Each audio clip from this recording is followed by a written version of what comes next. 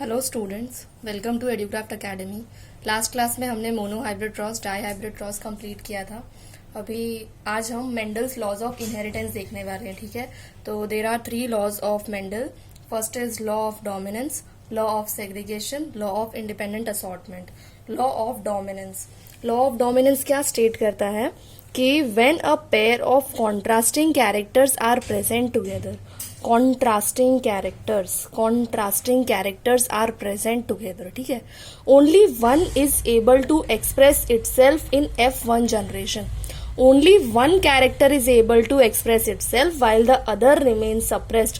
This is law of dominance. ठीक है, देखो कॉन्ट्रास्टिंग कैरेक्टर्स का मतलब आपने जो 7 वेराइटीज पढ़ी थी वो क्या क्या थी वो, जैसे कि seed shape, it can be round and wrinkled.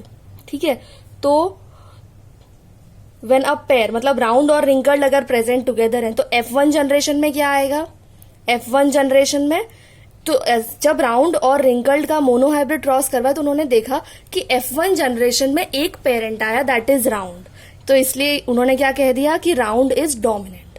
ठीक है, फिर जैसे कि सेकंड सीड कलर क्या थे, येलो एंड ग्रीन। तो जब येलो और ग्रीन इन दोनों का मोनोहाइब्रिड क्रॉस हुआ तो मोनोहाइब्रिड क्रॉस में जो F1 जनरेशन में क्या एक्सप्रेस हुआ, येलो कलर। F1 जनरेशन में येलो कलर के सीड्स मिले तो इसके ऊपर से क्या कह दिया कि yellow is dominant and green is recessive. आपको बात पता चल रही है, सभी के सभी 7 कैरेक्टर, जैसे कि फ्लावर कलर क्या होते हैं, वायोलेट एंड व्हाइट।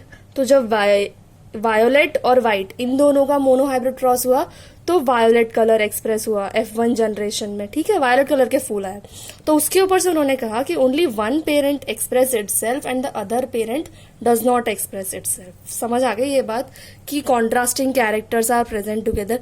देखो जैसे कि राउंड और रिंकल्ड सीड्स है तो सीड्स हमें दिखेंगे, फिनोटाइप है ना, ये याद रखनी है चीज आपको।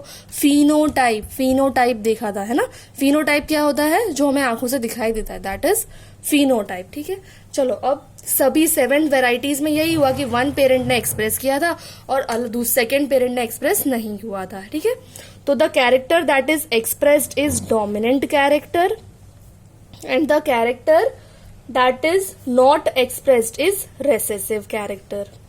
ठीक है, चलो अब थोड़ा जीनोटाइप से देख लेते हैं। तो जीनोटाइप में जैसे हमने मोनोहाइब्रिड क्रॉस में किया था, टॉल प्लांट और ड्वार्फ प्लांट, ये दोनों कॉन्ट्रास्टिंग कैरेक्टर्स हैं, टीटी एंड टीटी, है ना। तो F1 जनरेशन में क्या एक्सप्रेस हुआ था, F1 जनरेशन में कौन सा आया, F1 जनरेशन में TT, that is tall.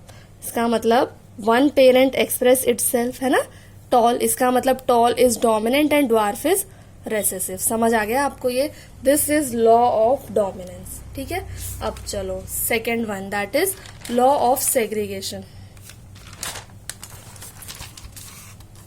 Law of segregation देखिए, देखो सेग्रीगेट का मतलब ही होता है सेपरेट होना। ठीक है, सेपरेट, तो इसमें क्या होगा, इसमें सेपरेट होंगे पेयर्ड फैक्टर्स। देखो ये पेयर्ड फैक्टर्स, ठीक है, ये हम जानते हैं कि जो जीन्स है ना वो हमेशा पेयर होते हैं, उनमें दो एलील्स होते हैं ना, जीन्स में 2 एलील्स होते हैं, वो हमेशा पेयर्ड ही होते हैं। जैसे पेरेंट है तो पेरेंट्स कैसे होंगे, पेरेंट्स कैन बी टीटी हो सकता है, parent can be TT, parents हमेशा पेयर्ड होंगे, है ना। तो देखो ये paired factors responsible for a character segregate into gametes, मतलब गैमेट्स फॉर्म होने के लिए ये सेग्रीगेट होते हैं, right, segregate into gametes and recombined at fertilisation. तो मोनोहाइब्रिड क्रॉस में हमने क्या किया था, when a pair of contrasting characters, है ना, तो ये दोनों सेग्रीगेट होते हैं, राइट। समझ आया आपको, सेग्रीगेट हुए, ये सेग्रीगेट, राइट, सेग्रीगेट और गैमेट्स बने, ये क्या हो रहा है, दिस इज गैमेट्स फॉर्मेशन, है ना, गैमेट्स फॉर्मेशन हुआ। एक चीज यहां पर और इंपॉर्टेंट है, that is law of purity of gametes, that is law of purity of gametes. ये क्या है, what is law of purity of gametes. देखो आपने देखा कि जो गैमेट्स फॉर्म हुए हैं, है ना, ये ऑलवेज प्योर होंगे, these gametes will be pure. देखो कि जो gametes है they will carry only one factor for a character. Paired factors होते हैं राइट, लेकिन जो gametes हैं वो सिर्फ एक ही फैक्टर कैरी करते हैं. फर्टिलाइजेशन के टाइम पर ये कंबाइन हो जाते हैं. This will combine with this will combine fertilisation पे रिकम्बाइन एट फर्टिलाइजेशन राइट. लेकिन ये क्या करते हैं, these gametes they carry only one factor for a character. ठीक है, इसीलिए गैमेट्स आर ऑलवेज प्योर. ठीक है, गैमेट्स आर ऑलवेज प्योर. तो gametes are always pure. This is called law of purity of gametes. समझ आ गया, law of purity of gametes है ना. देखो यानी paired factors responsible for a character segregate into gametes and recombined at fertilization. ये what is this, cross pollination हो रहा है तो इट विल रिकम्बाइन. कंबाइन हो जा रहे हैं ये.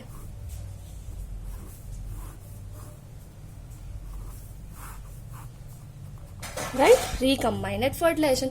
तो what is this, this is law of segregation. समझ आया आपको, law of dominance, law of segregation. ठीक है, अभी नेक्स्ट क्लास में हम लॉ ऑफ इंडिपेंडेंट असॉर्टमेंट देखेंगे. ये दोनों लॉज बहुत ही इंपॉर्टेंट है. आप प्लीज घर पे आप प्लीज इन्हें पढ़ लेना एक बार. ठीक है, अब नेक्स्ट क्लास में हम लॉ ऑफ इंडिपेंडेंट असॉर्टमेंट करेंगे. चलो, गुड बाय, टेक केयर.